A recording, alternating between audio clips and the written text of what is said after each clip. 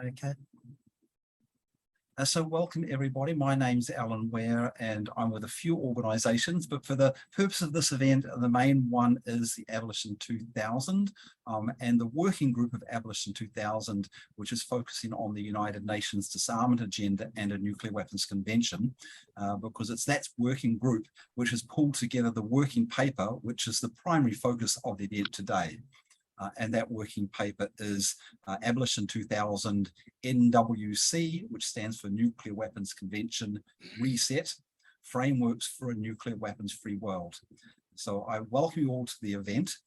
The working paper is a paper that has been pulled together by a group of experts under the auspices of Abolition 2000, Global Civil Society Network for the Elimination of Nuclear Weapons. And the purpose of the working paper is to feed into the Non-Proliferation Treaty Review Conference, which is happening at the moment at the United Nations. And for 4 weeks, the first week is completed, we're now into the second week. And the working paper is looking at the obligations under the Non-Proliferation Treaty, Article 6, which have also been reaffirmed in subsequent Non-Proliferation Treaty Review Conferences, the obligations to achieve nuclear disarmament, to build a framework for a world free from nuclear weapons, but also that those obligations apply universally, not only to the states parties to the NPT. But the NPT is a very important forum for taking forward from the commitments to implementation of those. And that's the purpose of the working paper that has been sent to all the delegations, submitted to the Non-Proliferation Treaty Review Conference, and then on Friday it was introduced to the states parties in the Friday afternoon session, which is devoted to civil society statements by Jackie Cabasso, one of the members of the Abolition 2000 working group, which has prepared the paper. So I'm going to be co-chairing this event today with Vanda Proskova. I'm doing which Vanda's waving at the moment. I'm doing the general introduction to the event, and then Vanda's going to move on to introduce the speakers. Then following the speakers, we will have opportunities for interaction. Until then, please keep yourself muted so that we don't have background noise. If for some reason you haven't managed to click the button, I will probably click it for you so that we don't get the background noise, which I see we had a little bit coming. Oh, yeah, we sorted that out. And when we're in the discussion phase, we hope to have discussion about how to advance this in the NPT process, because some of us are actually calling here from New York, focused very much on engaging with governments. There are a few government delegates here, and if there is government delegates who are wanting to make some questions or contributions, we definitely welcome that in the discussion round which we're going to have. But also in our thinking in the planning that we've got at the moment, a primary focus of where we are here is on the NPT. But of course, as I mentioned, this is beyond the NPT as well. There are other international forums which we want to take these ideas into, and not just at the NPT itself. We also want to follow up, of course, with our own governments and to get them on board and moving on these things. So we don't have to stick only to the Non-Proliferation Treaty and the Review Conference, but that is what's happening here in New York at the moment. So that's my general introduction. I will now pass over to Vanda, and Vanda will introduce the speakers. Thank you. Thank you, Alan, and hello, everyone. It's such a pleasure to see some familiar faces, to meet some new ones. I'm calling in from New York, from a hotel where the cleaning people outside of my room have just decided to start vacuum cleaning. So I won't steal much of your time, just in case my voice gets interrupted. We also have just the top leaders of the civil society joining us today to share their expertise on the topic. So I'm just very excited to hear from them. They all have been at the core of the Abolition 2000 working group. I've been able to follow some of those meetings. So I'm just truly excited to be here and learn from them together with you. We have representatives from the Canadian Network to Abolish Nuclear Weapons here today. We've also got representatives from Lawyers Committee on Nuclear Policy, as well as the Geneva Center for Security Policy. But before introducing the speakers, I would like to give the floor to the keynote speaker, Mr. Jürgen Jeffren, the professor and chair of the research group Climate Change and Security at Hamburg University, but mainly the principal drafter of the 1997 NWC. So Jürgen, the virtual floor is yours. Welcome. Thank you, Alan. Thank you, Wanda, for the kind introduction, also for making this event possible. I think it's a good opportunity also here to raise the key issues of the risks of nuclear war, because the fear of nuclear war is back with new geopolitical competition and armed conflict. The world is facing a revival of nuclear threats and concerns about the risks of nuclear escalation. Nuclear weapons are put on alert. Military maneuvers include operations with nuclear weapons, and nuclear powers prepare for a new nuclear arms race. How could this happen 32 years after the end of the Cold War? It is all the more urgent now to remember the devastating impact of nuclear weapons. These days, and today in particular, we recall the atomic bombs dropped on Hiroshima and Nagasaki. Hundreds of thousands of lives were lost, incinerated, irradiated, crushed, or blinded. Of many human beings, only dust and shadow remained. During the Cold War, humanity stood on the precipice of nuclear annihilation. During the Cuban Missile Crisis in 1962, or the nuclear missile deployment in 1983, it was sheer luck that nobody pressed the red button and started the doomsday machine. There are still some 13,000 nuclear weapons, more than enough to put the future of humanity at risk through intentional or accidental nuclear war, with nuclear winter as the worst case. Shall we really go back to this world, or revive the opportunities that we had 3 decades ago after the Cold War and that were apparently missed? In the mid-1990s, with great hopes, a worldwide movement evolved for the abolition of nuclear weapons, from civil society to states in the global south, including states with nuclear weapons. The Abolition 2000 founding statement calls on all countries to initiate negotiations on a nuclear weapons abolition convention that requires the phased elimination of all nuclear weapons within a time-bound framework with provisions for effective verification and enforcement. Since 1996, the United Nations General Assembly has adopted resolutions calling upon all states to fulfill the nuclear disarmament obligation affirmed in the International Court of Justice decision by commencing multilateral negotiations leading to an early conclusion of a nuclear weapons convention, prohibiting the development, production, testing, deployment, stockpiling, transfer, threat, or use of nuclear weapons, and providing for their elimination. The resolution has adopted annually until 2016 around more than over 130 countries, including 4 nuclear-armed countries. In 1997, a model nuclear weapons convention was drafted by an expert group and has been circulated by the United Nations. The aim of the Model Nuclear Weapons Convention is to demonstrate the feasibility of the prohibition and complete elimination of nuclear weapons through consideration of the technical, legal, and political requirements in a phased approach. It is intended to stimulate negotiations by states on a legal framework for a nuclear weapon-free world and to provide guidance and focus for such negotiations. The Model Nuclear Weapons Convention was contained in the book Security and Survival, which made the case for a nuclear weapons convention and how to achieve it.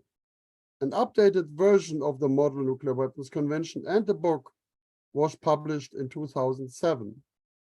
1 year later, in 2008, the former UN Secretary General Ban Ki-moon promoted a 5-point proposal for nuclear disarmament, the principal call of which was a framework of separate, mutually reinforcing instruments or negotiating a nuclear weapons convention backed by a strong system of verification. Over 8,000 cities joined the Mayors for Peace call for nuclear weapons convention by 2020, and over 2 million individuals signed the Mayors for Peace petition for nuclear weapons convention. In March 2014, the Interparliamentary Union adopted by consensus a landmark resolution calling on governments to commence negotiations on a nuclear weapons convention or a package of agreements. But every year since 2013, the President of the United Nations General Assembly has hosted a high-level meeting on the elimination of nuclear weapons with the primary purpose to advance the urgent commencement of negotiations on effective nuclear disarmament measures to achieve the total elimination of nuclear weapons, including, in particular, a comprehensive convention on nuclear weapons.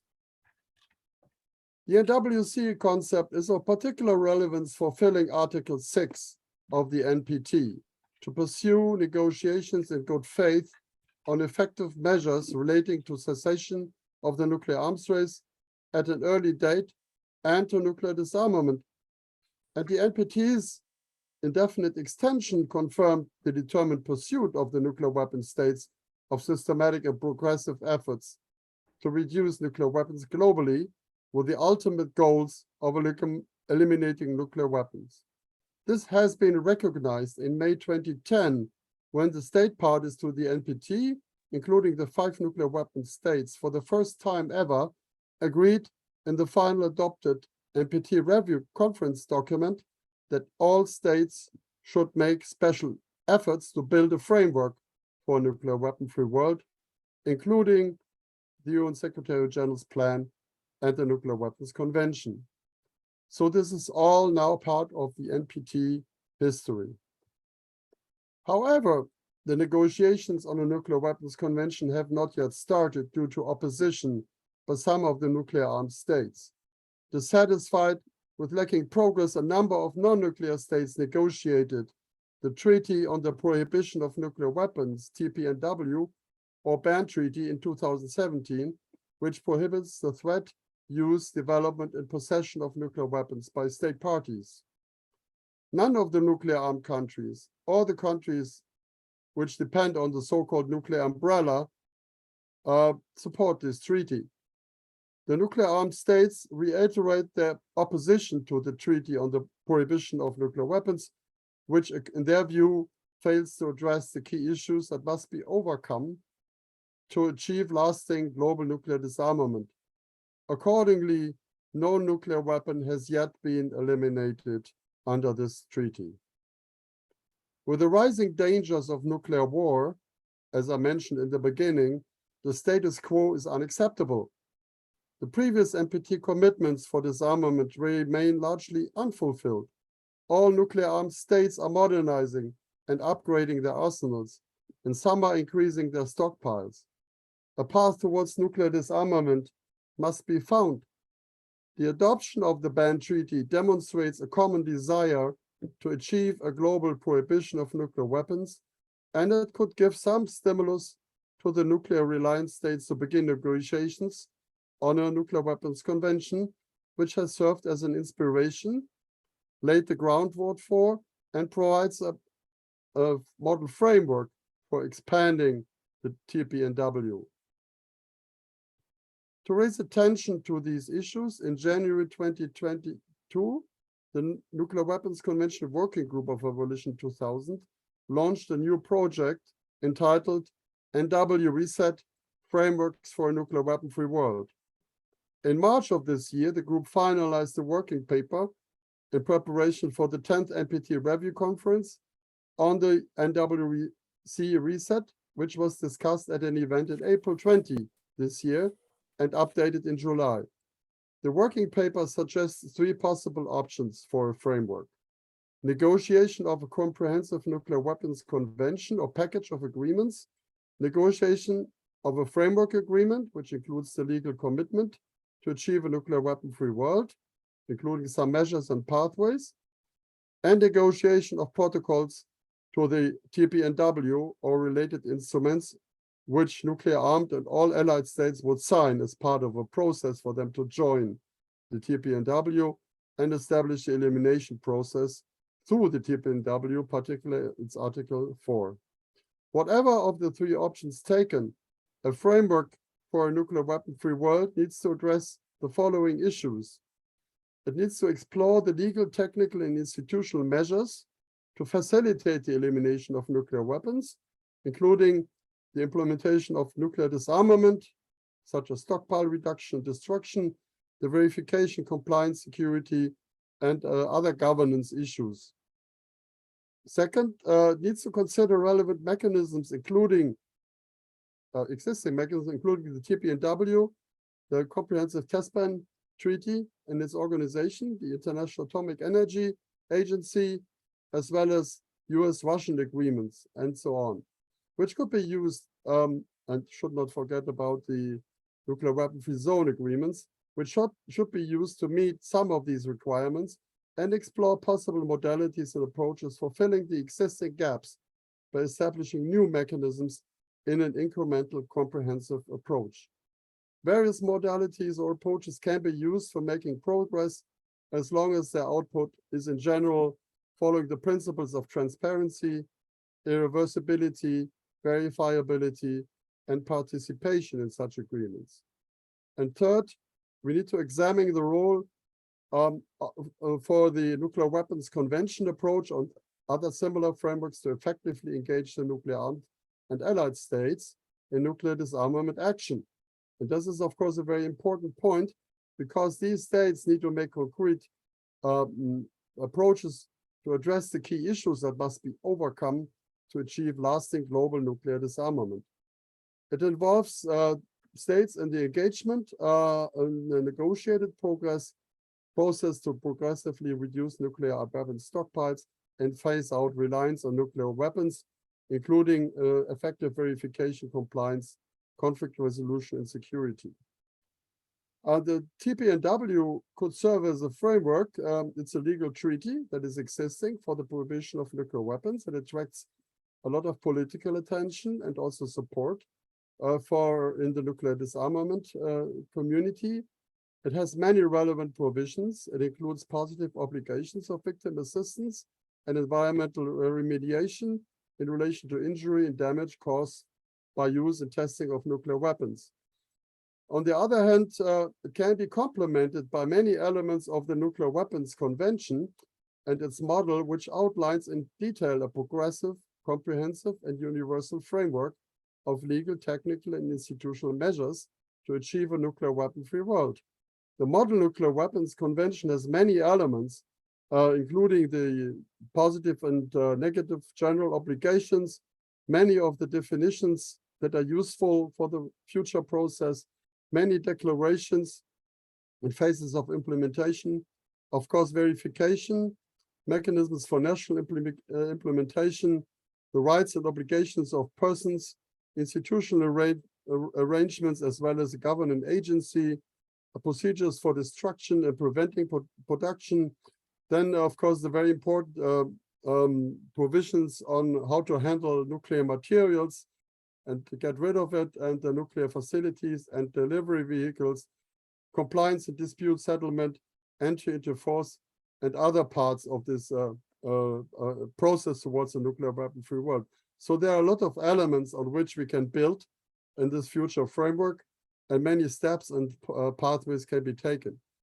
So the challenge is to bridge the gap between the real world as it is currently designed by the NPT and the ideal world as it may be designed by the Nuclear Weapons Convention and the TPNW in between. That is the main challenge, to find the pathways between the real and the ideal. To do that, we need a political process, and the NPT conference that we currently have, the 10th conference, could start phasing out reliance on nuclear weapons, building a framework, a political framework that has three elements. On the one hand, establishing an intersessional process to explore the legal, technical, and institutional measures to progressively reduce nuclear weapons stockpiles and phase out reliance on nuclear weapons and move towards elimination under international control. Second, to commit to adopt a concrete time plan for the UN General Secretary General Assembly, including a conference on disarmament and some steps towards the 11th NPT Review Conference in 2025 to implement these measures. And then third, the commitment to a time frame, ideally by 2030, for the adoption of a package agreements or comprehensive nuclear weapons convention that could be then implemented by 2045, which is the 100th anniversary of the first use of nuclear weapons, the 75th anniversary of the NPT, and the 100th anniversary of the founding of the United Nations. And I think with these different steps and measures and frameworks and a possible time plan, we might be able to overcome the risks that we are currently facing and move towards a nuclear weapon-free world. Thank you very much for your attention. Thank you so much. There's so much to thank for your speech. I mean, first of all, starting with linking to Hiroshima and Nagasaki, the 2 days that especially now we're commemorating, and really just taking us down this trip down the memory lane. I think that was very much needed for more of us at this call, but also giving us a background to not only the model convention back of 1907, but also highlighting the needs for a new one, and linking it to the NPT and really highlighting its relevance. So thank you again for your keynote. You've also mentioned that the Reset NWC includes possible options for this convention. So I'm more than excited to now be giving the floor to the three speakers who will be introducing these possible options for a convention and talking us through more details of the document. So first is Robin Collins from Canada, who's the co-chair of the Canadian Network to Abolish Nuclear Weapons. Robin, I don't see. Oh, there you are. Okay, the floor is yours. Thank you, Vanda. I'm calling from Ottawa, Canada here. I'm going to speak a little bit on some of the complications of single-mindedness of nuclear weapon states and NATO states, with some reference to Canada, my country. A colleague in Canada recently asked us to imagine that day when you wake up to the news that the last remaining warhead has been dismantled. The era of nuclear weapons is over. We know he wasn't being overly optimistic because he then offered a list of many of the hard cases and sticky problems that obstruct us: the nuclear sharing policies of NATO, North Korea, Iran, the nuclear weapon states outside the NPT, and all those NPT obligations and expectations that to a large extent are unfulfilled or are openly violated. He was urging us to be realists and to consider the complementarity of options. The point is that the specific vehicle must defer to the desire and commitment by states to accomplish the abolition. What will inspire the political will to end the existential threat hanging over us all? What are the unnecessary obstacles? As nuclear weapons or nuclear weapon abolitionists, we can make the project of abolition and the replacement security framework coherent and as palatable as possible so that when the road is cleared or clearer, things can as easily as possible fall into place. Which package or options picked is far less important. What counts is that the goal is pursued in earnest. As Jackie Cabasso, one of our Abolition 2000 working group members, said earlier at the NPT as an NGO representative, In light of the ignoring of NPT commitments from 1995, 2000, and 2010, it's time to refocus our attention on the nuclear armed states. A time-bound target for abolition is overdue. Jackie said, we call on the nuclear armed and nuclear sharing states to commit to a time frame of no longer than 2030 for the adoption of a framework, package of agreements, or comprehensive nuclear weapons convention, and no later than 2045 for full implementation. The Nuclear Weapon Convention Reset paper that our Abolition 2000 working group constructed has this approach, which is to highlight the three primary options that are under consideration. Then it is up to the official and unofficial nuclear weapon states, NATO members, and NATO umbrella states to proceed swiftly. Canada, my country, has no nuclear weapons, although was involved in the nuclear bomb project from the early days and is a member of NATO, along with 3 nuclear armed states, 5 others with nuclear sharing arrangements, and 7 others that participate in support of nuclear operations with conventional air tactics known as SNOCAT. We are fully aware of the pressures on NATO members towards their being compliant and in solidarity with other NATO members to go along with prevailing winds, and therefore also the reluctance to push back or be the nuclear nag. This is still the case, particularly in the most delicate of moments, by which I mean the current context of the Russian illegal invasion of Ukraine, the saber-rattling rhetoric, the reference to actual use of nuclear weapons, not to mention the daily killing and dying. But just as the New START talks need to continue despite worrisome signals recently, now more than ever, so is this a good time for states to speed up, not slow down progress on abolition. Countries like Canada may have been involved at the Stockholm Initiative, a diplomatic forum that proposes risk reduction measures and a stepping stones approach to nuclear disarmament, or attended the Vienna Conference on the humanitarian impact of nuclear weapons this last June, but then avoided the TPNW like the plague, despite pressure from disarmament activists and many parliamentarians. We are here pragmatically advocating for nuclear weapon states and NATO members to consider the options for disarmament that you can stomach. If not the TPNW with protocols, then a nuclear weapons convention or a framework of instruments. Don't let your reticence with one approach for the sake of alliance solidarity be the excuse of convenience that you use to justify not proceeding with another. Don't let your reticence with one approach be the excuse that you use to justify not proceeding.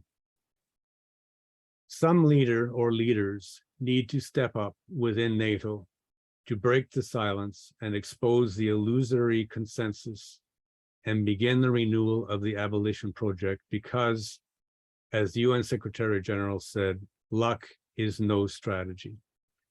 Our Nuclear Weapons Convention Reset, Frameworks for a Nuclear Weapon-Free World message, therefore highlights this complementarity of 3 possibilities towards a time-bound abolition target for de-escalation of the unhelpful rhetoric, for urgent risk reduction measures, and ultimately for a sustainable peace and common security wherein nuclear threats and nuclear weapons no longer exist.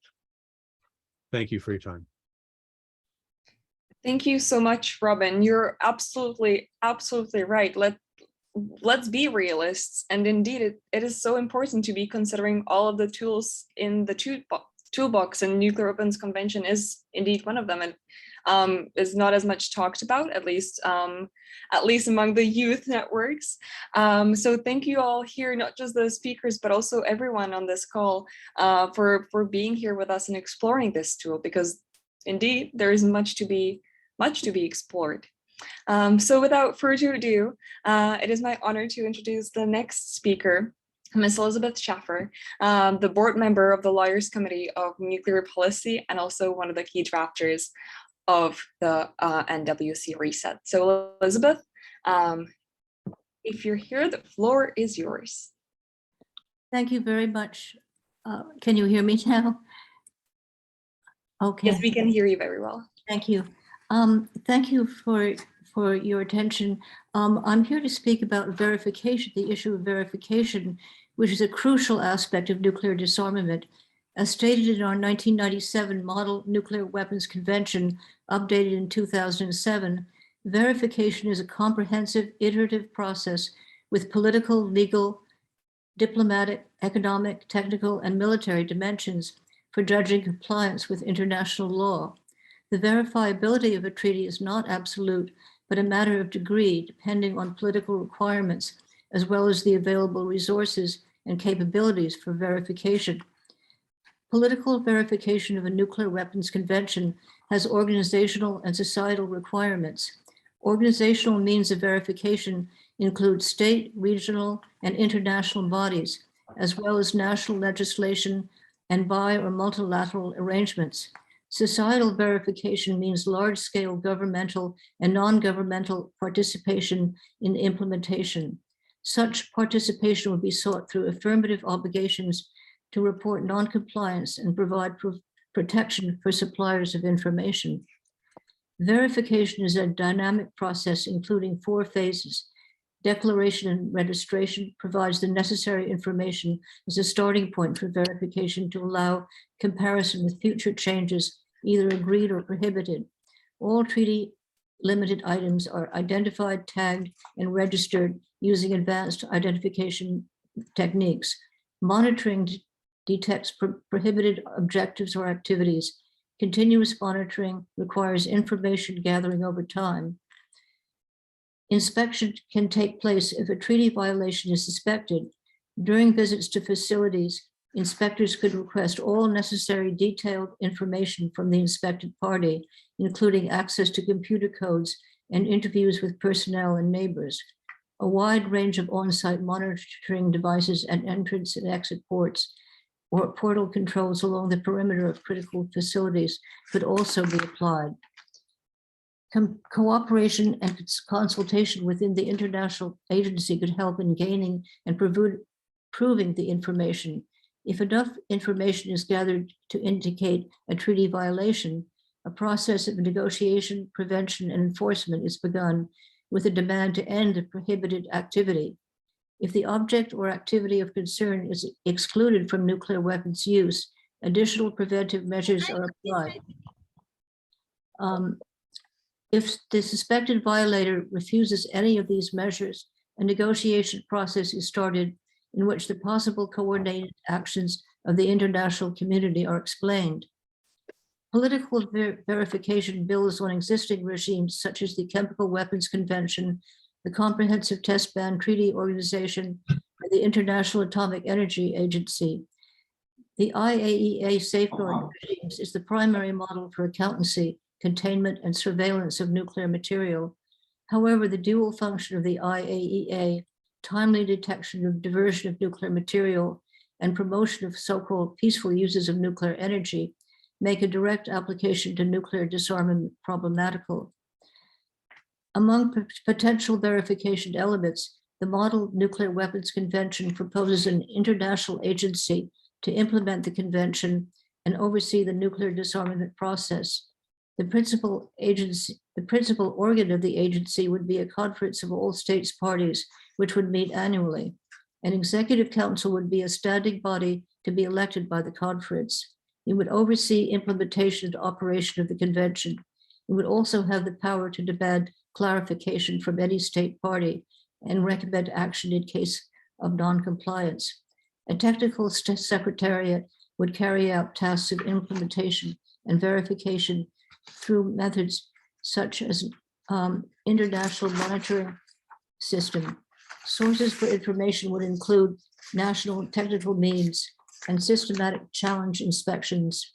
An important element of the process would be reform of the UN Security Council to represent non-nuclear as well as nuclear powers in order to delegitimize nuclear weapons and create a fair and effective compliance system. In the context of changing political conditions, The Treaty on the Prohibition of Nuclear Weapons, or TPNW, evolved from a growing awareness of the grave humanitarian impacts of nuclear weapons and was adopted in 2017. Its verification provision tracked the NWC Nuclear Weapons Convention proposals for an international agency and a technical secretariat, and are found in TPNW's Article 4, Sections 1, 2, and 6. The latter mandates the state parties to designate a competent international authority or authorities to negotiate and verify the irreversible elimination of nuclear weapons programs. Verification aspects, such as a scientific advisory group and complementarity, were addressed in the recent first meeting of the states parties. Its draft action plan states that, quote, the TPNW envisages the designation of a competent international authority or authorities with particular negotiation and verification mandates. The establishment of the scientific advisory group aims to assist states parties in implementing the treaty. States parties resolve to cooperate with other international bodies, such as the IAEA and the CTBTO, in order to enhance cooperation, including in the areas of nuclear safeguards and verification. Verification is the subject of many important recent articles. Two of the most important is one by Jürgen Shaffer, Verification and Security of Transformation to a Nuclear Weapon-Free World, the framework of the TPNW, in which he discusses the TPNW in the context of recognizing that verifying the transition to a nuclear weapon-free world is an adaptive multi-stage process for both nuclear and non-nuclear states, and in fit for purpose, an evolutionary strategy for the implementation and verification of the TPNW. Zia Mian, Tamara Patton, and Sebastian Philippe proposed the early creation of a two-part organizational structure comprising an implementation support unit and a dedicated scientific and technical advisory group to begin the process of institutionalizing the treaty and build the technical basis for meeting its verification goals when a state possessing nuclear weapons decides to join.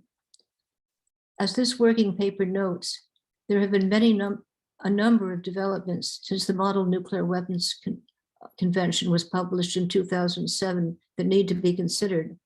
These include changes in existing international agreements and mechanisms, the emergence of a new multipolar arms race, and new weapons technologies of strategic significance, including the increased military relevance of cyberspace and outer space, and the relation of these to nuclear weapons. Against this background, reconsideration of a nuclear weapons convention or a package of mutually reinforcing instruments backed by a strong system of verification was already in order. And whatever path is chosen, the element of verification is crucial. It seems heartening that in our dark times, an adaptive and evolutionary approach and mechanisms such as an international agency and a scientific and technical advisory group are being seriously considered for the verification of nuclear disarmament. Thank you. Thank you so much, Elizabeth, for this incredibly educational intervention. I was just taking notes the whole time.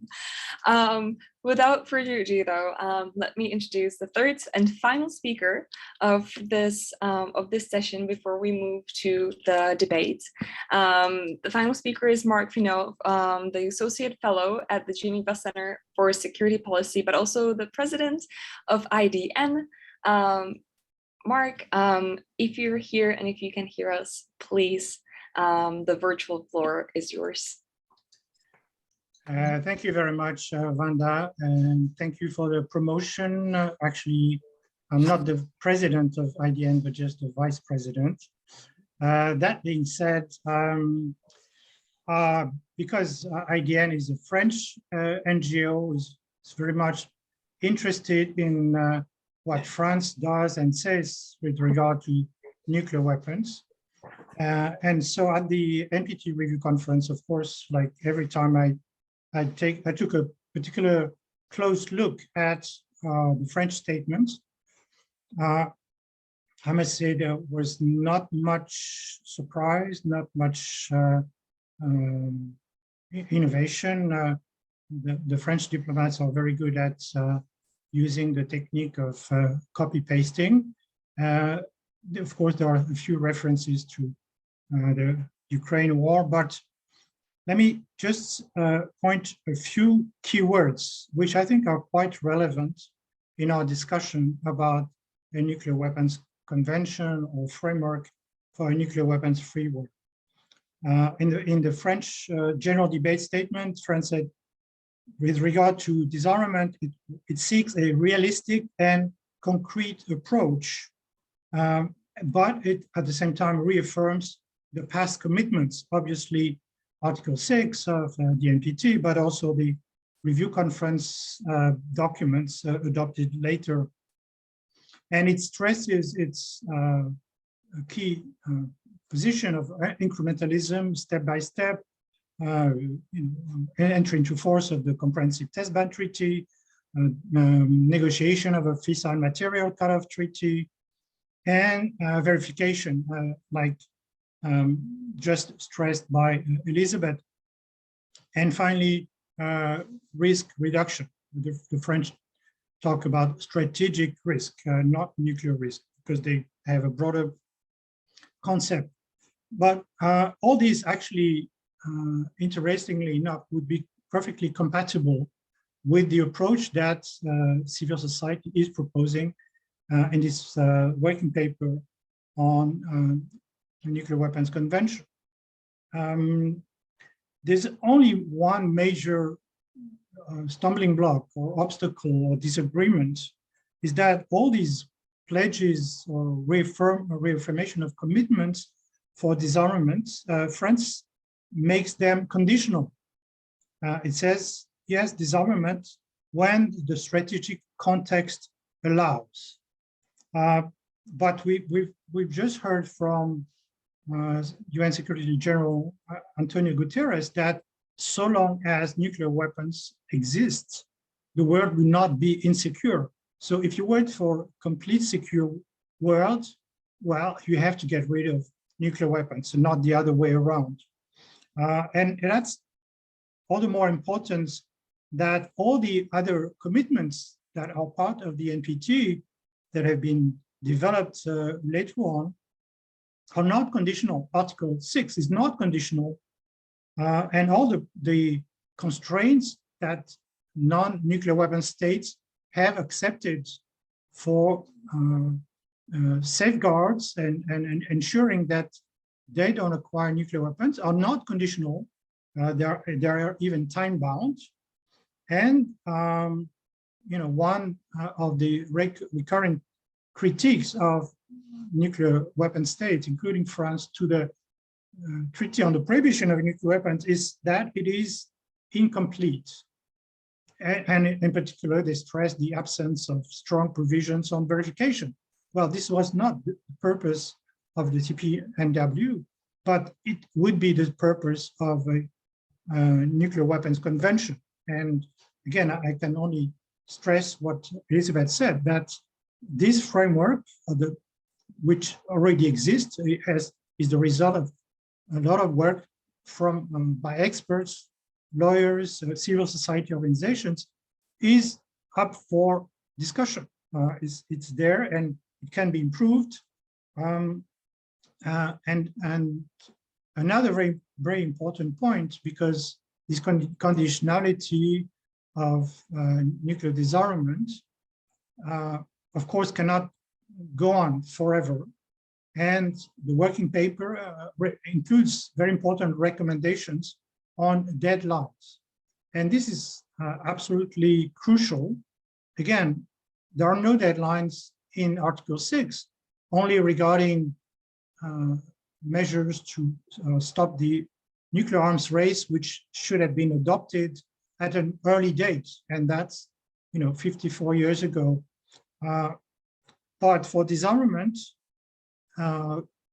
this obligation has been reinforced by the advisory opinion of the International Court of Justice in 1996, which said that is not only an objective, to negotiate for the sake of negotiation, it is to achieve nuclear disarmament. So the Nuclear Weapons Convention offers a way to respect this obligation that was defined by the ICJ.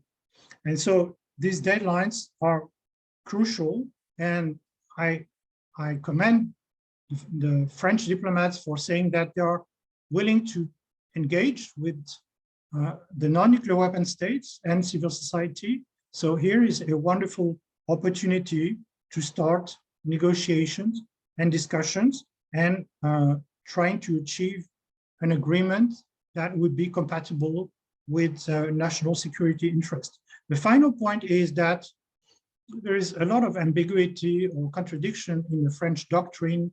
They are very critical of the TPNW because they call it a unilateral form of disarmament imposed on nuclear weapon states. But again, if you start a negotiation within a multilateral context, such as the Nuclear Weapons Convention, you will not be forced to adopt anything. You will negotiate and agree on everything that will not be unilateral. And by the way, this is contradictory with what France has been doing since the beginning, and it's proud to recall at every NPT Review Conference all the measures that it took to reduce its arsenals, to stop nuclear testing, to stop production of fissile material, have all been unilateral, never negotiated as required by Article 6. But of course, we can nevertheless welcome those measures, but you cannot at the same time claim that everything you have done is unilateral and criticize the TPNW for calling for nuclear disarmament, which you call unilateral. So the conclusion is obviously that this process that is supported by civil society and is still, by the way, also the common position of the non-aligned movement to seek a nuclear weapons convention with the participation of all nuclear armed states. Obviously, we can only call for support and actual commencement of this very important process. Thank you so much. Thank you so much, Mark, and thank you for highlighting France's willingness to engage. I think that's a bit of good news among everything that's going on. And indeed, this convention might provide a fertile ground for such engagement and any incremental measures leading to a complete abolition down the road. So thank you again. Thank you to all the speakers. And now I'm already looking at Alan as we're moving ahead to the perhaps most exciting part of this all, the debate. So Alan, over to you. Yeah, thank you very much, Vanda, for introducing the speakers, and thank you very much for the speakers for some a lot of food for thought there. My expectation is there will be some questions on certain aspects. There was a lot to digest. A reminder that many of the things, particularly the things that Dr. Shaffer and Jürgen was talking about, were outlined in the working paper. Elizabeth gave some additional information that isn't in the working paper, and Robin and Jürgen put in links in the chat box to a couple of the papers that Elizabeth mentioned that went beyond the working papers. So keep your eyes on the chat box because there's some information being shared. We are opening this up to both questions and comments. If you've got a really simple question, then feel free to write it in the chat box and we can refer it to the panelists. If it's a more complicated question that requires context, then feel free to raise your hand and we can ask you to introduce the question and put the context of the question. To raise your hand, the best way to do that is click down on the bottom towards the right. There's something called reactions. And if you click on that reactions, you will then be able to raise your hand. I can already see a couple of the hands going up, and we'll go to those. There is already, and if it's a question in the chat box, Vanda and I will be checking the chat box and will occasionally refer them. There was already one question in the chat box which we may start with, and then we'll go to a couple of hands that was early on, and that was Elizabeth Lee, who asked, how did the nations with nuclear weapons respond to the TPNW conference in Vienna? Did any of them participate? So I might put that to the panels first, maybe either Mark or Jürgen may be interested in answering that one. What was the response, not just the nuclear weapon states, but also those which that host nuclear weapons to the TPNW? And Bill, can you mute yourself? You've got background noise. Thanks. Okay, so Jürgen or Mark, do you want to respond to that? The response of the states with nuclear weapons to the TPNW conference?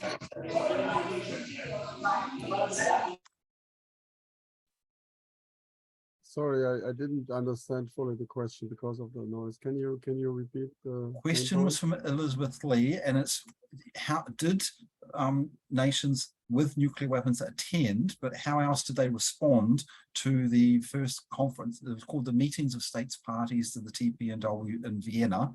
And I believe that the question from Elizabeth was broad enough to include, for example, NATO countries that possess or host US nuclear weapons. Did any of them participate in the meeting of states parties? Maybe Mark, you can respond. Mark, would you like to respond to that?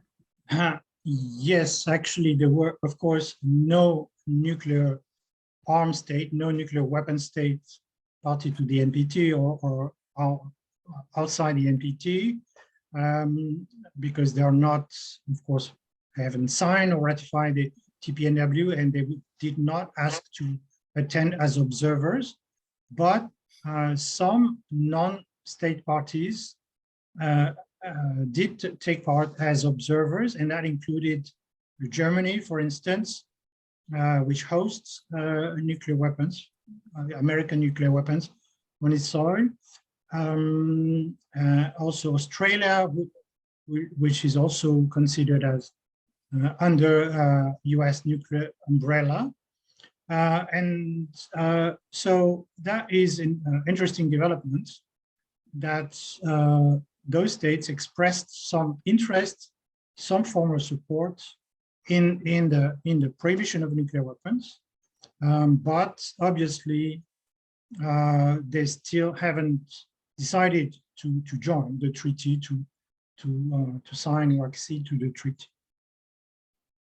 Thank you, Mark. I see that Robin would also like to, I think, comment on this aspect, and then I'll ask Tom Cuthbert to make an intervention. Robin? Right. If not mistaken, I think Norway participated as a observer, and two to-be NATO members, Sweden and Finland, I believe, attended as observers. Others may correct me on that, but I think that was, there may be one other, Netherlands, maybe. I'm not sure about that. We spent quite a bit of time in Canada trying to convince Canada to attend as an observer. It seemed like there was no face saving here. There was no difficulty. You could attend and even be critical of the TPNW. Our impression was that Canada was very close to attending, but decided not to. And so if you do a Monday morning football assessment of that, it would seem to be entirely a solidarity with NATO pressure. It was not particularly coherent, because there were some NATO members that did attend, and there didn't seem to be much of a penalty to pay for attending. So we were quite disappointed, but we were encouraged to learn that Canada was close, but no cigar. Thank you very much, Robin. And we saw that in the chat that Jan Hoekema, who's from Netherlands, confirmed that the two nuclear host nations, Netherlands and Belgium, participated in Vienna. So we'll go to Tom Cuthbert now, who's got his hand raised to either make a comment or a question. And then there's a question in the chat box after that from Gray Southern. So Tom, the floor is yours. And you need to unmute yourself. Okay. Thank you. Right. Well, Yeah. 2 quick points from the unfortunate nuclear state of the UK. First of all, my question is how do we engage the national media in these arguments, like the BBC? I was gravely disappointed that the BBC didn't cover the meeting of the states parties in Vienna. It was a notable omission from our media discussions. And I don't know quite what the link between the government and the BBC is, but it seemed to be pretty insidious that they didn't cover such a big conference. And yet, of course, they were reporting on NATO from Madrid. So that's the first point. The other point really is, I note from remarks from Jürgen, Robin, Elizabeth,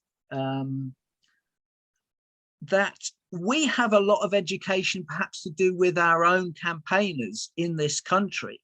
So we need kind of effective pointers as to how we spread the word of Zoom conferences like this to our own people, because part of the problem with the UK is that it's a very insular little place politically, and we kind of have to put the word over from conferences like this. So we need kind of shorthand ways of doing that. If you could sort of give us some pointers as to how we can educate our own activists who are very optimistic. I mean, we did a Hiroshima Day last weekend, and I was very encouraged from many of the public reactions, and indeed from local councillors, because one of our aims is to engage our local councillors, and indeed the area we work in is Liberal Democrat, and I was most encouraged by some of the reactions from them. So pointers please on how to deal with the media and perhaps how to educate our own activists on your work. Well, thank you, Tom. Before coming back to the panel on that, we'll just leave those 2 questions open, because it may also be that other participants in the call might have some interesting ideas for that, and not just the panelists. So I will leave the questions open. We'll come back to the panelists later for that. I see John Burrows with his hand up. John, you have the floor. I'm John Burrows with Lawyers Committee on Nuclear Policy. Alan, at one time in the 1990s, was executive director of Lawyers Committee on Nuclear Policy and was deeply involved in coordinating and drafting the Model Nuclear Weapons Convention. So there are a number of people on this Zoom who are really quite familiar with the field of weapons control. But still, let me say that there are 2 treaties which really are, in a way, sort of possible precedents for something like a nuclear weapons convention approach.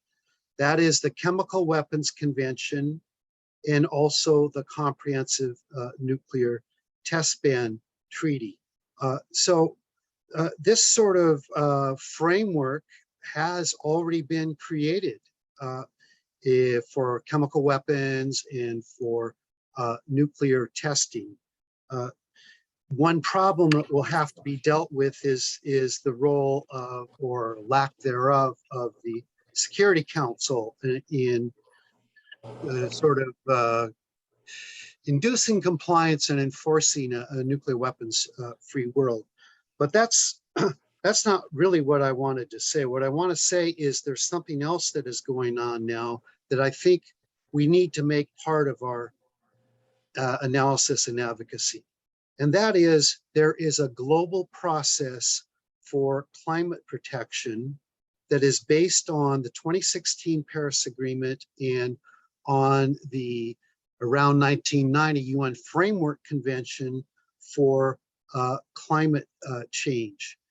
And the contrast between the situation with climate protection and nuclear disarmament is very striking, because in the climate context, specific targets for reductions of emissions are set by governments. And there is also targets in terms of when emissions will be achieved globally in order to limit climate change to 1.5 degrees Celsius optimally. Now, don't get me wrong, I'm not saying that the climate protection process is working perfectly, or perhaps it's not working well enough at all, but still, we have nothing like that in the nuclear sphere. Many of us are right now at the NPT Review Conference. Well, there's no discussion here of setting specific numerical goals for reductions of nuclear arsenals, or for setting timeframes for reduction and elimination. So we need a global process on addressing this threat, which is not just a military question. It's sort of a, I don't know, civilizational or existential question. We need a global process for nuclear weapons as we have for climate protection. So I would ask Jürgen if he would make any comments on this, because Jürgen has worked was the principal author of a study that came out in 2015 and 2016 called the Climate Nuclear Nexus, which I had a chance to contribute to. So I wonder if you have any comments on this connection, Jürgen. Yeah, John, this is of course a very important and substantial point. We can learn from other control regimes, and the climate policy UN Framework Convention is a very advanced regime, which has developed much faster than the nuclear regime. Actually, we started in 1992, which is 30 years ago, with this UN Framework Convention based on the Rio conference. And it was negotiated within a very, very short time, altogether also with the Biodiversity Convention, by the way, and the Desert Convention. And this sets a framework convention, which we don't have for the nuclear field. And we have an annual process with the framework convention, the Conference of the Parties, which is meeting every year and is making progress every year. Not as fast as many want, but at least they always come up with some statements. They have also subgroups which can develop policy, legal frameworks. And they had the Kyoto Protocol in '97, which was 5 years later after the UN Framework Convention. And they had the Paris Agreement in 2015, which specifies the UN Framework Convention on climate change. So we could have a similar process for the nuclear field. Of course, we have some agreements, but this is all parallel. We have NPT, yeah, we have the CTBO, we have the Conference of Disarmament coming up with agreements like Chemical Weapons Convention and so on. But this is all more in parallel, and it's not building one on the other. I think what we could have a framework convention for nuclear disarmament. I think that would be an interesting approach. The question is, can we see the TPNW as this, or would this be a nuclear weapons convention serving as such a framework? But with our working paper, we are aiming for such a framework. And we could further develop this into a UN framework for nuclear disarmament. And then see certain elements contributing to that. We could have annual conference like for the climate field. That would be an interesting approach, what we can learn from the climate field for the nuclear disarmament field. But I think nuclear disarmament is slower than the progress in climate change. And we have less supporters. But at least let's learn from it. We had at least one learning experience when we had the first INESAP conference, which was INESAP was established in 1993. And at that conference, we had somebody from Climate Action Network, CAN. No, it was before ICANN. It was called CAN, Climate Action Network. We had at this conference, and they took part in our founding conference of INESAP, that we can learn from their experience from the climate field. And yeah, so At least within Abolition 2000, we have also a working group that is dealing with climate change and the climate security nexus. And maybe we can further discuss in that working group as well some learning experience between the different fields, between climate and nuclear. Thank you very much, Jürgen, for picking up one of the key areas that John was talking about, which is the nature of framework agreements and how framework agreements been working in the climate field. John also raised issues of like the precedent of the Chemical Weapons Convention and the CTBTO. I'll just make a quick comment of those, but some of the panelists might like to respond to that also, because the Chemical Weapons Convention was a very strong model for when we were negotiating the Nuclear Weapons Convention. I mean, looking at the way that it was structured, the agency, a lot of the elements that Jürgen talked about were existent in the Chemical Weapons Convention, and we could see that they could be appropriate to nuclear weapons as well. So provided a lot of inspiration for the elements in the Model Nuclear Weapons Convention. So there may be some of the other panelists may want to mention also a little bit about the precedents from the Chemical Weapons Convention side and how that's may be relevant on the nuclear weapons side. Another thing which John raised was about time-bound targets. And there is a precedent in the nuclear weapons field, which is in the Comprehensive Test Ban Treaty.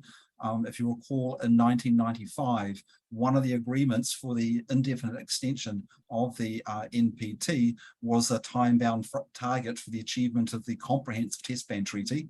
The target was 1996.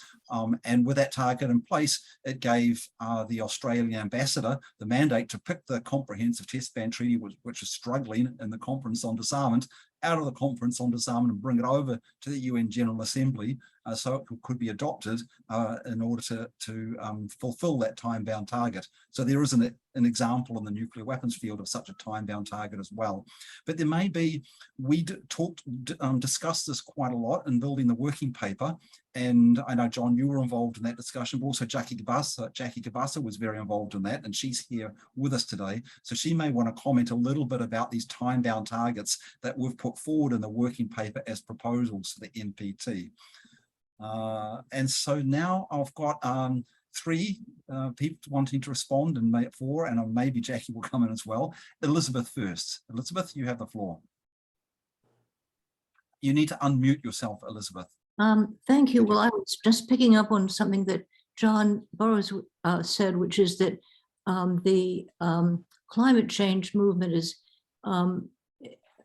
perhaps we could go back to the early 80s when Carl Sagan made the connection between even a limited nuclear exchange between India and Pakistan, for instance, would raise soot into the stratosphere and cause catastrophic changes in perhaps famines and so on. And this research was continued by Toon, I think, Robot, other scientists, and the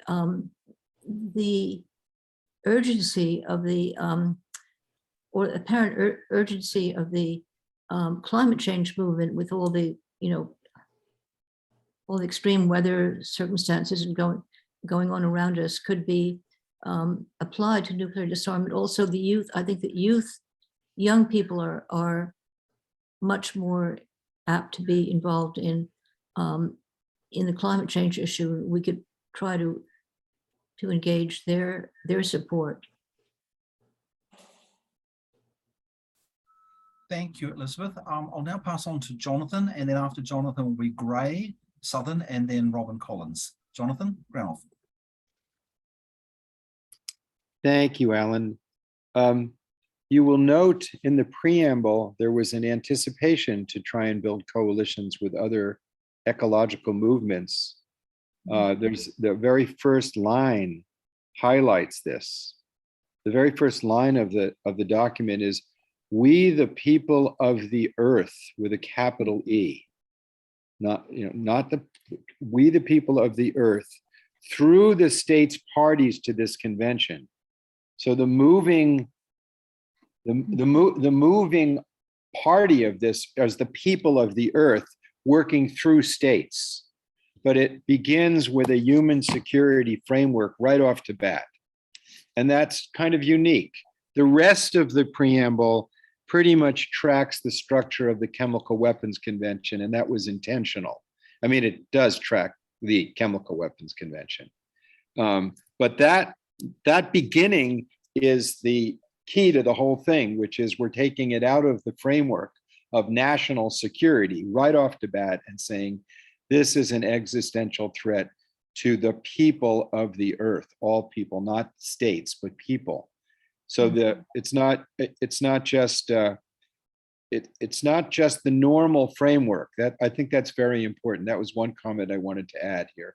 The second is that one of the big differences between this issue and climate is there's an economic interest in changing the way in which we generate energy.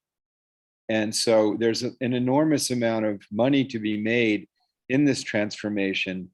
And so it has attracted people with commercial understanding of the world. And in their generosity, they funded many foundations that are directly devoted to this. In fact, in the legislation that was passed by the U.S. Senate yesterday, one of the leaders of disarmament in the Senate ensured that included in that is a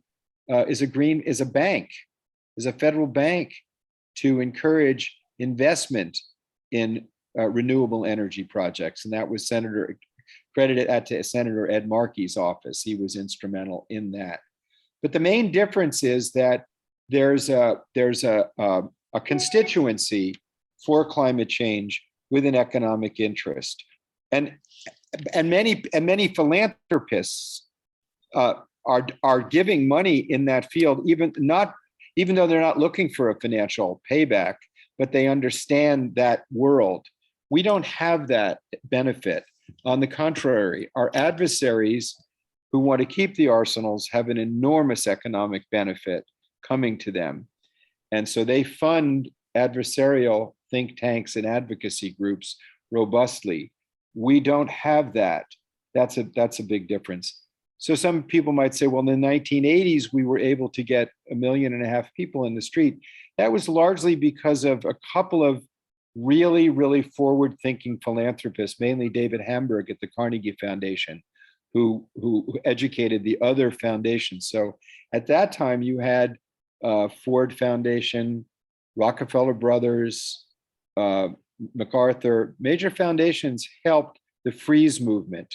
We haven't been able to attract that kind of funding for this work, nor have we found any individual philanthropists willing to fund the clear disarmament message that we put forward. And I had one last comment, which was that one of the interesting things of the response of the nuclear weapon states, particularly the United States, to the TPNW was that backgrounds. Many of us have been arguing that there's a progress toward conventional international law prohibiting the use of nuclear weapons because of existing language in the ICJ opinion and the NPT and the Geneva Conventions on the use of weapons of indiscriminate effect. And thus the restraint in using them with a reference to legal prohibitions could create conventional, customary international law prohibiting the use of nuclear weapons. But as soon as the TPNW came out, the scholars within the State Department of the United States and their counterparts immediately said, our restraint in using nuclear weapons has nothing to do with this. And this document is not cannot be used as a point of legal reference in the creation of customary international law. And I think that's legally a setback to some degree. Alan, the only thing that we've really that I think that we've really failed is we have not been able to adequately engage any of the nuclear weapon states in responding coherently to the Nuclear Weapons Convention. They've responded with vigorous adversity to the TPNW, but they haven't responded very much at all to the convention. And that, if we could at least engage them, because there are a lot of retired diplomats such as Ambassador James Goodby and may rest in peace, George Shultz, who were calling for a joint enterprise of the nuclear weapon states to get down and start negotiating. And this would be a context for their negotiations. Thank you very much, Jonathan, and thank you for starting with the preamble to the Model Nuclear Weapons Convention. In fact, you played a key role in pulling together a lot of the comprehensive visionary language and the human security focus of the preamble, and it's still a wonderful read. And it's important also to recognize, preambles play a role in some of these instruments that are actually very, very important. So thank you for that and for your comments there. Next I have is Gray, and then Robin, and then I'll have Vanda and Mark. So try and keep your comments to about 2 minutes if you can, so that we can fit everybody in the rest of the time we have. Gray, you have the floor. Yes, thank you, Alan. I come from very much from the outside. I haven't been deeply involved in this area. So excuse me if I've missed some issues, but I hear a lot about legalities, procedures, for official positions, but I don't hear very much about how people, the domestic politics and these sorts of things, which have a big impact on official policies the link with climate change, I think, is very important. And I basically want to address the issue of what people really want to do. I think what I see behind the nuclear weapon states is a deep reluctance to act. Now, how does that relate to the feelings of the people and the internal politics? And you could be probably a lot of different factors involved here, but I think we need to unpack the psychology behind that strategic position, and how that relates to what the people feel. I can imagine in Europe, people are really scared of what's happening in Ukraine and are very reluctant to consider their security being undermined by disarmament. And those sort of factors need to be understood. I think the link with climate, where I have had quite a bit of direct involvement, is really interesting, because what is factored there is how do we present the threat? And there's been a lot of concern about not highlighting that threat. And I feel that has undermined, that has slowed the whole process down, because we haven't been sufficiently upfront about what is the threat we're facing. And has been commented, what's the advantages of moving much faster than we are? We shouldn't be talking about 2040, 2050. We should be talking about next year and getting or next few years, getting really suddenly changed. The nuclear weapon states, Australia, US and Russia made enormous reductions. And there wasn't all this palaver about verification, that sort of thing. They just did it. And I might be wrong there, but Ray, can you wrap up your comments? We've got a few more people after you. Yeah, okay, I'll leave it at that. Thank you very much. I mean, really interesting comments, but we've got a few people waiting in line. Thanks. And we've got a little time left. So next is Robin, and then Vanda, Mark, and then Jackie. Just very quickly to Gray's point. I've just forgotten the point I was going to make about it. It'll come back. But I'm going to dismiss these points very quickly if I do it this rate. So to Tom's point about the media, I think the attention of the media is related to the attention of the publics and also of nuclear weapon states to our issue. We did get some attention to the current discussions, you know, the TPNW as observer, even about the reset paper. We had some an op-ed that appeared. So there is some attention in some media, but very select media. Not, it was more a diplomatic opinion kind of newspaper that covers us in a friendly way. So I guess that would be my first point to Tom is if you have access to that kind of media, at least that you get the opinions into parliamentarians and into think tanks and so on, if not the general public. On the general public side, I think it's true that the temperature of the planet is getting the attention to the climate change issue, something that we I guess have the advantage of not experiencing with nuclear weapons. We don't want that to happen.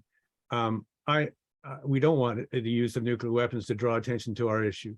But I think that is a fundamental difference. I am curious for those in Europe who are, you know, close to the Ukraine situation. Do you find that nuclear weapons are on people's tongues like they have never been before? To a certain extent, early days, that certainly happened here in Canada. People were talking, well, you know, nuclear weapons was never talked about. And suddenly there was some discussion. So I would be interested in some comments on that. And on John's point, John Burroughs' point about the Chemical Weapons Convention, I think the difference here is simply that chemical weapons are a disposable weapon. Nuclear weapons are still part of strategic power play, and so they're not comparable. I mean, it's true that the model of the Conventional Weapons Convention, so the Chemical Weapons Convention, could be useful to our Nuclear Weapons Convention, but I think the politics are different. And one final point on Jonathan Granoff's raising of the transformation opportunities for climate. There's a financial element here, business element, because the transformation of one energy type to another, that gets attention of business. The difference is for nuclear weapons, I think there is a transformation element here in terms of industry and motion. But the obstacle is primarily political and not technical. And I think that is a distinction with the climate issue. Thank you, Robin. Next on the list is Vanda. Thank you. I also will be just very quick. I think it was Elizabeth's comment that caught my attention, saying that there are more young people active in the environmental sphere, and even at this school, I'm finding myself as one of the very few young members of the youngest generation. I would just like to reinstate how inaccessible the nuclear disarmament spaces unfortunately are for young people in comparison to the environmental field. And it would just use this space to encourage you to support the young people in your communities and truly actively support them, because the young people are here. We talk to them daily as part of Youth Fusion. They want to be engaged, they want to be active, but they so often just don't have the means to do so. So just wanted to really highlight that, because it is an active issue, but that's also something that we as the young generation simply do need your help. And then finally, just linking nuclear disarmament to the environmental sphere has been extremely helpful in all of our campaigning efforts. So we just like to reinstate that, but just please consider actively supporting the young people in your communities, because they're there and they're ready and they're extremely energetic, but we admit it, they need your help. Thank you.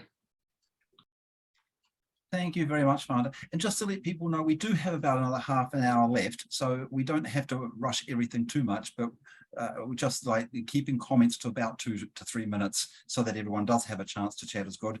But there may be opportunities also for some people who have spoken to come back again. And so feel free, if there is another point that you feel about worthwhile making in response to what's happening, we can keep the dialogue going. Next is Mark and then Jackie. Mark. Yes, thank you. About the relationship between possible nuclear weapons convention and the other existing treaties, it's interesting actually that one of the drivers to achieve the TPNW was to fill the legal gap because the NPT didn't include any prohibition of nuclear weapons. And one of the arguments was that it was now coherent that all weapons of mass destruction are considered as illegal, biological, chemical, and nuclear. In addition, I would say that if you also include the so-called humanitarian disarmament treaties, like anti-personnel landmine ban or the cluster munitions convention, and all these treaties have been adopted as initiatives from civil society, not states. And they were based on the same paradigm of the humanitarian paradigm of protecting peoples, civilians, from the use of these weapons.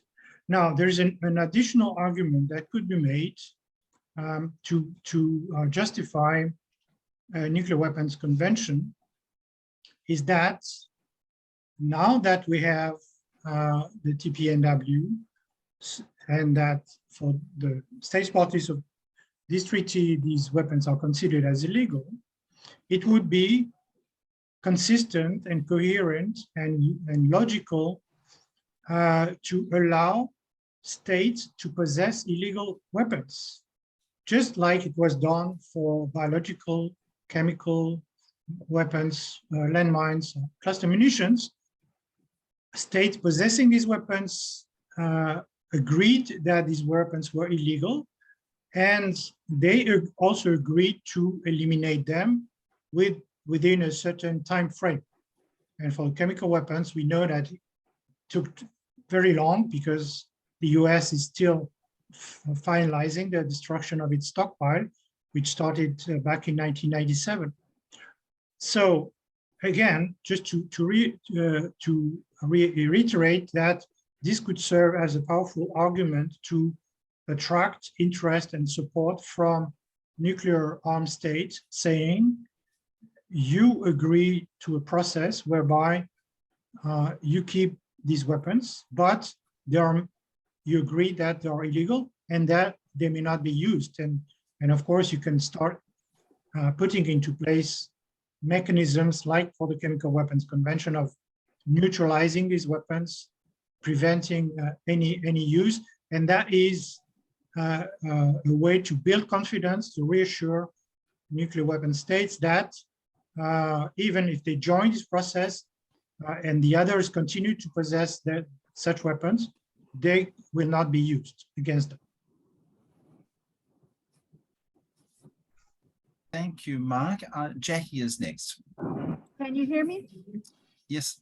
You can. Okay, I didn't know if Yeah, but hold the mic close to your mouth because it's a little faint. Okay, how about this? Thank you. Good. Okay, good. I actually was going to answer the question that Peter Metz put in the chat. Is that the same question you're about to ask, Peter? He said no. Okay. So I'm going to answer the question you put in the chat because I think it addresses several other points that have been made. So Peter wrote, in January 2017, Joe Biden, as vice president, gave a comprehensive speech on nuclear weapons. At its close, he said, quote, if we want a world without nuclear weapons, the United States must take the initiative to lead us there. Moreover, as the only nation who has used nuclear weapons, we bear a great moral responsibility to lead the charge, quote. And then he said, I believe this is so what Joe Biden believes. So I would just like to say that right after he said that, the next phrase was, but as long as nuclear weapons exist, we will maintain a strong nuclear deterrent, or something to that effect. That's the same thing that, yes, it is. I know that speech well. You can read it, find it. So it's important to understand what the U.S. nuclear deterrent is, okay? And this will help understand why the nuclear armed states are so intractable in their willingness to consider giving them up.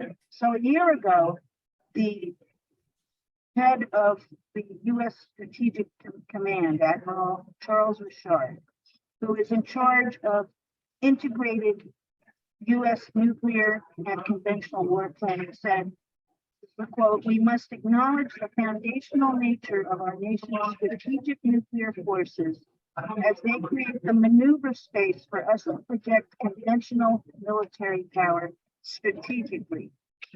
Think about that.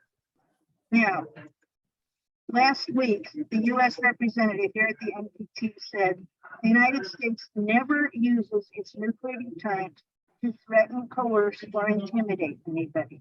I think that quote makes it quite clear that that is not true. And in fact, what that quote explains is exactly how Russia is using its nuclear quote unquote deterrent in Ukraine.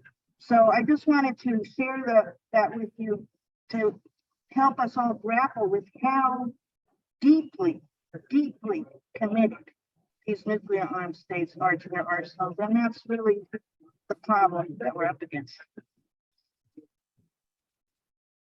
Thank you, Jackie.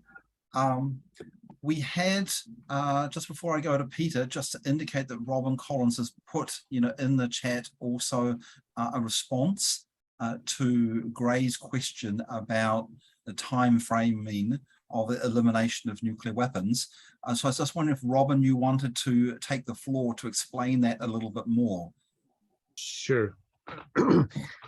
We discussed a little bit about the setting year targets for the stages, ending with complete elimination process finalized and by 2045. The point that you raised, and I think it's a good one, is and we were particularly concerned that the young people would be distracted or burdened by the idea that, well, we're in this to move this campaign along, and we have to wait 30 years before we see the end of it. So we did look at the whole point of political will is really the game changer here. And as you point out, I mean, nuclear weapon states, if they wanted to, could agree on which method they want to eliminate this year, if they wanted to. But it's not unreasonable to say that a couple of years can go by before they agree to which method they want to use, and then 10 years to begin the process of elimination, and then complete the process in whatever number of years. But all of that can change with political will. And I think the first steps there are the most important ones, because the later steps of elimination are primarily technical. I mean, politics can get in the way, but they're primarily technical, of destruction and so on. Whereas the political ones can happen very quickly. So we make that point in the reset document. That's the point I wanted to make. Thanks, Robin. Okay, I'll now pass to Peter Metz. Peter? Thank you, Alan. First off, I thank you for putting on this conference, or you and the team there for putting on this conference. Very, very important discussion. I'm an ardent believer in the total elimination of nuclear weapons. I've gone so far as to persuade my own organization, Massachusetts Peace Action, that we should set a target of doing it within the decade. None of this 1945 or 2045 stuff and so on. But I won't argue that. Okay, that's how ardent I am. Okay, but I'm a heretic on a couple of points that are brought up here, and I want to raise them. One is, I think we need to recognize that a lot of the nuclear states see their nuclear weapons or at least some of their leaders do, as important for their security. We have to deal with those security issues, whether they're real or imagined in the negotiations. The second point I'd make is, as wonderful as I think the Nuclear Weapons Convention is, I don't believe it deals with any of those things. It talks solely about getting rid of nuclear weapons and the process for doing that, which is going to be very, very complex. So the second point is, I think it's a bit presumptuous of us outside of the government to try to tell the government exactly how to do this. It's good that we offer them model nuclear weapons conventions, but ultimately, this is going to be sorted out when the key representatives of the 9 nuclear states sit down and start bargaining with one another. And that's the lesson I learned from studying the history of the Iran nuclear agreement. The Obama administration knew that they wanted to get Iran to stop their nuclear weapons development, but they didn't know how. But they angled and maneuvered for talks and then worked it out. And they did not foresee how the agreement was going to come out in the beginning. And that's the way negotiations go. If you sit down with your other party, you're going to listen. And if you listen, you're going to hear legitimate concerns that you have to deal with. And those, we should not treat the other nuclear nations as though they don't have legitimate concerns. This needs to be sorted out. Ultimately, it's going to be sorted out in some very ardent, strenuous, extraordinarily difficult, probably the most difficult negotiations that have ever been undertaken, but it has to be negotiated. Thank you, Peter. So you've raised a question with regards, which I think Robin sort of touched on also. The political will is bound up with the security reasons for maintaining nuclear deterrence. And how can you generate that political will if you don't meet some of these security issues? We've also heard from Jonathan that it's not just about security issues. They're actually vested corporate interests in maintaining a nuclear arms race and putting out a narrative that is counter to the narrative which we're wanting to put across, that you can have security without nuclear weapons. But you're also asking, well, how do you have security without nuclear weapons? Which brings up the common security and the human security frameworks, which many of our organizations are embracing along with the framework of the Nuclear Weapons Convention. So I think I've seen 2 hands come up since your talk, Robin and Jonathan, and Tom also. They may want to also comment on those aspects. They're not devoid in the Model Nuclear Weapons Convention. In the preamble, there is language there about the resolution of security issues through the use of international law and legal mechanisms, but it doesn't develop it in detail.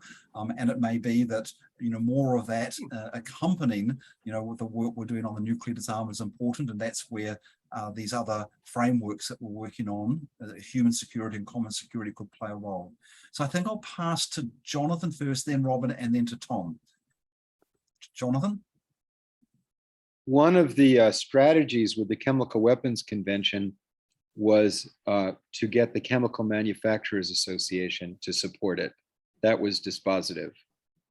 It was also important that the Bush family, because they had relatives in World War I who suffered from chemical weapons, was very supportive of it. So that was there was the political will, and there was an economic interest in the Chemical Manufacturers Association driving a firewall between the peaceful uses of chemicals and war-like uses.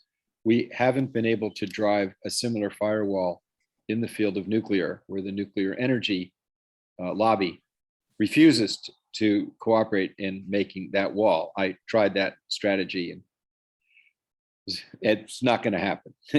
They're totally embedded in with military thinking. Sad to say.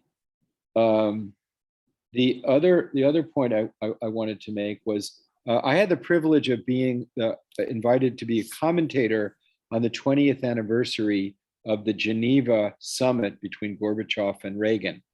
I was the outside person commenting on, looking at it from the outside. So I was with the participants in that summit for a week in Geneva. They were hosted, and they, the people who drafted the statement that came out of that there was something really, really important in there that goes right to the core of what we're talking about. The first thing that they said there that was really important was that's where they agreed a nuclear war can never be won and therefore must never be fought. But in the same paragraph, they said, and neither party shall seek military advantage over the other. That assertion of common security interest is the foundation that led to getting us from over 65,000 down to less than 14,000. Not a small task, but it was the assertion of common security, which is the articulation of human security in the affairs amongst nations. And that came about because of the sophistication, oddly enough, of the team that Ronald Reagan had put together, George Shultz and John Whitehead and people like that in the State Department were very, very cosmopolitan, open people who determined that they could trust the Soviets. And Gorbachev's people reciprocated. Foreign Minister Besmernik was there, and I saw these guys interacting with an attitude of camaraderie and common interest. That happened because Gorbachev in 1988 went before the General Assembly and talked about our common interest in the biosphere, or the living organism of the planet Earth. He talked about our global common interest. That, to me, is the change of consciousness that we could promote with the climate movement, with the global human rights movement, which is this a framework that asserts that in the 21st century, the real threats we face are not solvable from a national military security paradigm. Pandemics don't carry passports. The climate is global. The health of the oceans is necessary for everybody everywhere. And nuclear weapons present a institutionalization of adversity and hostility and fear, which generates more military expenditures. We have not effectively made those coalitions with those larger social movements and also the cultural movements on the planet. You know, the cosmopolitan youth, the millennials who live on the internet, see the world in a more holistic way than our security institutions. And that's an area and an avenue that we should be interacting with. I know there's a lot there because just last weekend, I participated actively in Hiroshima Nuclear Prayer Day with the Unified people. And these are the people that do global meditations. And they scale up to millions of people because there's millions of people praying for peace. But they had never before thought in their prayers for inner and outer peace that they should include nuclear weapons. It's really sort of amazing for us because we see them as front and center, but lots of people who pray for peace don't. And we've got to help them see that. Thanks, Jonathan. I'll pass now to Robin and then Tom. And a reminder for people, best way to raise your hand is to do it with the reactions button on the bottom near the right of your screen. And if you click on that, there's a raise hand function if you haven't been able to do it. If you're struggling, then just let us know in the chat that you'd like to speak. Okay, so Robin. Hi. Peter, I think the first point I would make is that you're absolutely right that we don't talk about the replacement security enough. Without talking about that, it's unlikely that nuclear weapon states will be willing to begin the political process. So, so there's the whole conversation here about alternative security, which I'm not going to get into. But I'm not going to get into it because it's well established, it's available. There's a whole literature on common security that begins from at least from the 70s, 1980s. It needs to be updated. It needs to be popularized. Why is it that we don't talk about this all the time? Is I guess my first point. But having said that, there is a kind of interesting point, and I think Jonathan just drew attention to it, which was at the Reykjavik summit, when Gorbachev and Reagan sat down to talk, and nearly, I mean, we can put that in quotation marks, nearly abolished nuclear weapons. As this was the Reagan-Gorbachev moment, as Jonathan said, they concluded that there needed to be security arrangements that such that neither side of the divide were provoked by the other. So there's this non-provocative defense kind of perspective. But interestingly, this was not highly developed at the time. I mean, it wasn't highly developed in the sense that the two of them had been working on it for decades, you know, so that we can step over the line and begin it. They were willing to virtually abolish nuclear weapons, knowing that this idea was still available. It was in the back of their heads. They knew that this was the approach, right? This is still the approach that we need to take. And so I wanted to give, you know, it's complex. At the same time, it's really about political will once again. And very quickly to Tom, who may be making this point, you know, there's the transformation of security. There's also the transformation of industry. And there is some work done that has been done in the UK on this question. It's one of the, maybe you know about it. So it's something that we need to be talking about and circulating. And if you know about it, please put it in the chat so that we can talk about it later. Thank you. Thank you very much, Robin. Our scientists for global responsibility in the UK have been doing quite a lot of work on this, on a conversion and on engaging with industry in order to assist them move, you know, from production of not just nuclear weapons, but weapons themselves. It's a bigger picture that they're working on, and retooling their factories and retraining their workforce in order to sort of having them engage in civilian activities. You know, the different, and this has been going on for quite some time, but really, they've really only had success when they've had some government support behind them. There's actually been some commitment from the government to support that type of transition. When they haven't had that commitment, then there hasn't been enough incentive to take those actions. But yeah, it's SGI, Scientists for Global, sorry, SGR, Scientists for Global Responsibility. I'll put a link in the chat later on if someone else doesn't find it soon. Has got some excellent reports of where there have been some successes. They've had some successes during the pandemic, for example, and where there have been some areas where great idea like the Lucas plan, but they couldn't get enough support to move it ahead.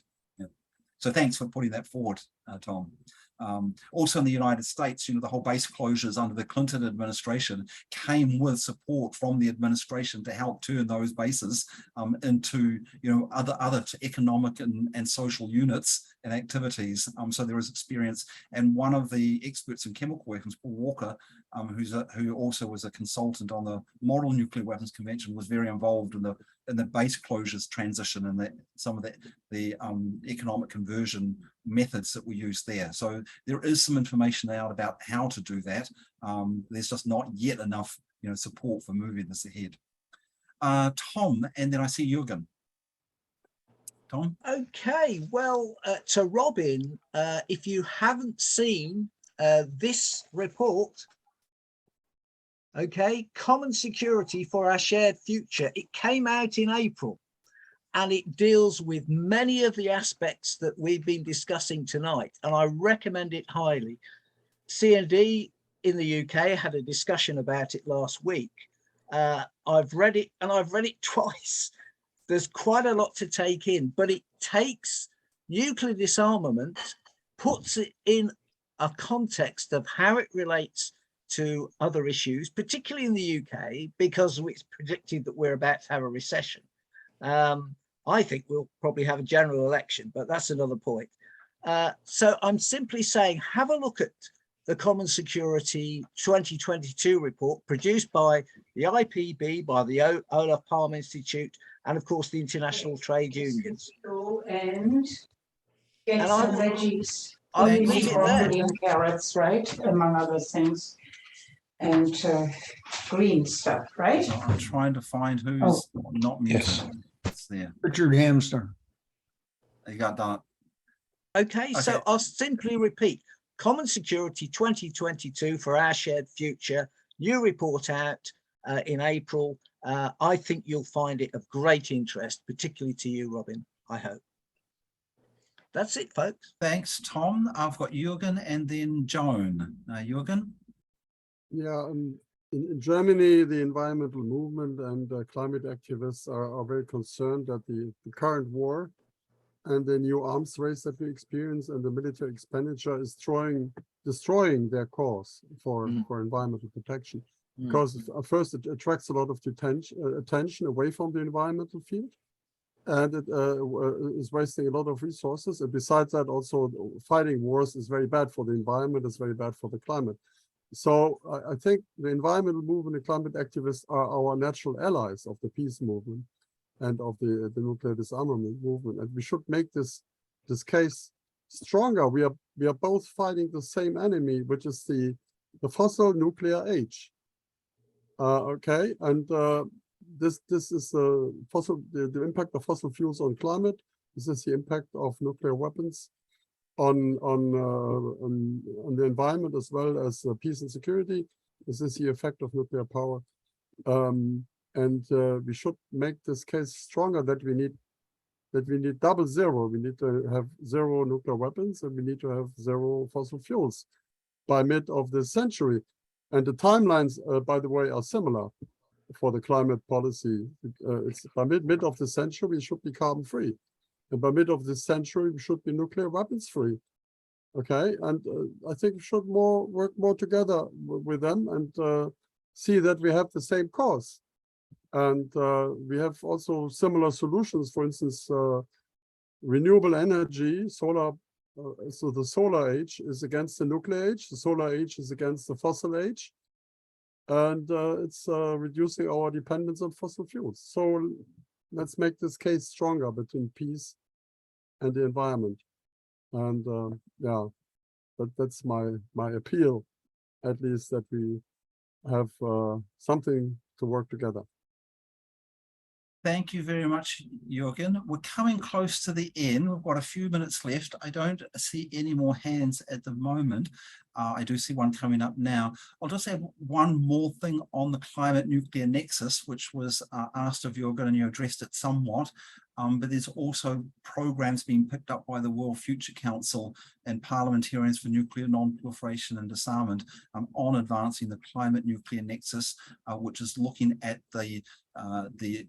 some of the same issues. Both of these issues, existential threats, transcend borders, require common security approaches to resolve, and doing also building the cooperation of the climate communities and the nuclear disarmament communities in cooperation with Youth Fusion. So we have a climate nuclear disarmament nexus event coming up in a few days, but this will be an in-person event at the United Nations. But I'll put a couple of links in the chat also of some of the other work that's been taken forward on the climate nuclear disarmament nexus. And I see Michel Monod wants to have a comment. Michel, you have the floor. Thank you, Alan. Michel Monod from Swiss Without an Army.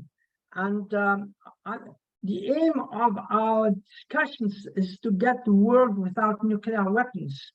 But I just realized that when states go to war, they just want to get the utmost means to win the war. And they don't renounce to nuclear weapons, as we have heard from Putin.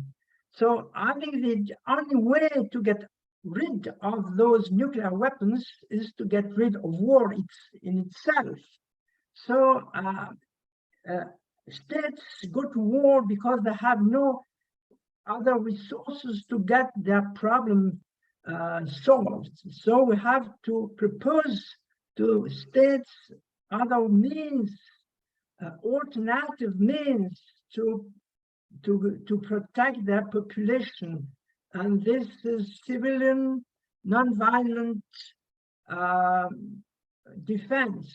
I think this is alternative to any war and alternative to any weapons and alternative to even nuclear weapons. This is just a comment I would like to make about abolition of nuclear weapons. If we don't abolish nuclear weapons, if we don't abolish war, because those who go to war, they just want to get the utmost means to win the war. And so we have first to abolish war. And this is the aim that we should get to. Thank you for listening. Thank you, Michelle. And I will put in the link Unfold Zero, because that's part of what Unfold Zero is doing. Look at United Nations approaches to preventing war, resolving conflicts, and abolishing nuclear weapons. I apologize to Joan. Sorry, your hand dropped off my screen for a bit and I forgot it. So Joan Kosloff, you now have the floor. And then I'll turn back to the panel for closing comments. So I'm in a very small group compared to most of the people in this meeting, the Granny Peace Brigade of Philadelphia. And we're a very activist group. Our group started during the Iraq War when grannies went into the recruiting station and said, recruit us, not our children. And they were arrested, and it brought a lot of attention to the media as their trial took place and they were exonerated. So we're sort of out in the streets. So as I listen to today, I think in terms of ideas. And as we were talking about industry and the environment, it occurs to me that the auto industry has will profit greatly from clean energy because of electric cars. So it seems like that might be something that could be approached in terms of which industry. And I'm also thinking that it's sort of a lofty idea, but as we are the United States is one of the, of course, the main nuclear nation. What about the 9 nuclear nations, the peace organizations of those 9 nuclear nations coming together for a conference to come out with a statement that we would present to the world what our 9 nations should do in terms of nuclear weapons? Okay,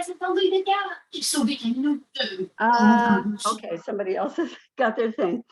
And then the last thing that concerns me that came to mind, and that is that another Chernobyl because of the Ukraine war and the nuclear plant there, and how nuclear weapons are probably the largest contributor to polluting the environment and climate change. That's it. Thank you very much. So we'll now just go to the panels for closing comments, any other reflections, and we'll start with Mark. We'll go in the reverse order. Mark, do you have any final reflections? Yes, thank you, Alan. Again, thanks for the initiative. I think it's been a very interesting conversation, and that shows that there's a lot of interest from various quarters, from government officials, from civil society groups, from grassroots organizations, and this is a good sign. Now, obviously, as we have seen, there are limits, there are obstacles to mobilization, to awareness raising, and we can, of course, share good practices, advice on how to improve our action. Obviously, we are privileged because most of us live in democratic societies where we can enjoy freedom of expression and freedom of association and conduct our campaigns freely, even if we lack resources, if the pro-nuclear lobby is so powerful and so wealthy, that's an obstacle. But to come back to the last proposal made about nuclear disarmament movements from countries like Russia, China, North Korea, or even Israel, we know how difficult it would be for these people to even exist and function. So we should, of course, try and help them when we know them or what we know what they do. And obviously this may not be immediately effective, but we know from experience that whenever there is leadership in the international community, like the United States takes an initiative or a group of Western countries take initiatives, it's very difficult for the other countries to remain passive, to remain inactive. They don't like to be cornered or pointed to. So that's why it's so important to start this movement, start this process, and that requires mobilization of everyone. Thank you. Thank you, Mark. Elizabeth, do you have some closing comments, reflections?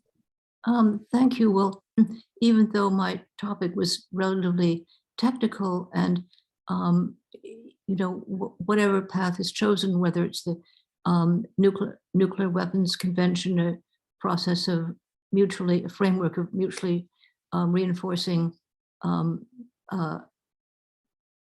documents, is the technical aspects remain the same. So I was more focusing on appreciating Jürgen's comments about how the nuclear disarmament movement and the climate movement should not be proceed in parallel, but we should mesh more together. Is very important insights. And something that Mark just said struck me, that yes, there is something to be hopeful about in terms of thinking about common security, but I'm actually a little bit less sanguine about democratic societies, because whereas in the early 90s, Gorbachev kind of led the way towards nuclear disarmament, Putin is not liable to want to follow that path. And most recently, we had Trump dealing threats to North Korea and so on, so that at the very top, in other words, democratic societies are very fragile at this point, I think, and we have to try to reverse this trend, to get back to have people's voices heard through voting or through activism. So I think that we've had a very useful exchange, and I'm very glad to have been part of it. Thank you, Elizabeth. Robin, do you have anything else? First, thanks for having me on this. I enjoyed the discussion as well. I think difficult times, as we are in the situation in Europe and elsewhere, it makes for danger, but it also focuses the mind sometimes. And I think there are historical examples where good things come out of difficult times. And I think the common security approach will be very useful. And I also think that the reset document that we've produced plays an important role as part of this common security frame of things, in part because I think it brings some of the silos within the disarmament community together. Some were focused on the TPNW and some were focused not on the TPNW. And I think the reset document is saying it doesn't matter which one you focus on. Let's work back together. And hoping, I know some governments have certainly said this is an interesting approach, and let's get the abolition campaign on the same track. Thanks, Robin. And Jürgen. Yeah, I partly mentioned this. We are facing a new era of geopolitical power games and conflict, which is maybe one of the most dangerous phases that we have had. And we should use the opportunities of fighting common threats, even under these very unfortunate circumstances, and identifying the common threats that even countries like China, Russia, United States and Europe could work together we should develop the opportunities. Climate change is in the interest of no one really. Nuclear war is not in the interest of anyone. The destruction of the planet and the biodiversity loss and all the other problems, the common problems that we are facing, this is what we should put to the forefront. And maybe then we have a chance that fighting these common threats with common solutions will overcome the geopolitical conflicts. Thank you very much, Jürgen. Thank you all the panelists, and thank you to all the participants in this. I'm not going to try and summarize anything. There's a whole lot of, substance in that. I'm going to pass back to Vanda to close today's event, but just before I do that, you should be able to save the chat if you wanted to keep like all the good links and dialogue in there. On the right-hand side of the chat box, there's 3 dots, and if you click on that, there should be save chat. If it doesn't work for you, we'll be saving in the chat also, and we've made a video recording of this, which we'll make available to those who have registered for the event. So you will get that, but that'll be a little bit later because we're busy at the United Nations. It may take 2 or 3 days for us to provide that. And I will now pass over to Vanda to close the event. Vanda. Thanks, Alan. Well, I don't have much else to say, but again, a big thank you to not just all the speakers, but all of you who have survived this chat and have been with us for over 2 hours. That's very impressive for an online call. I know. Thank you everyone for the incredibly inspiring words, for the very information-filled discussion. I've got a full notebook of things that I've written down and I want to now research and go back to. So thank you so much for that. Thank you for exploring different means of cooperation, and again, all the possible tools in the toolbox. Let's continue this dialogue. The working paper is also, even if you don't manage to save the chat, the working paper is available on Abolition 2000's website. If you can find it, just get in touch with us. And we will look forward to reconnecting with everyone as soon as possible. Thank you everyone so much, and have a good rest of the day wherever you are. Bye. Thank you.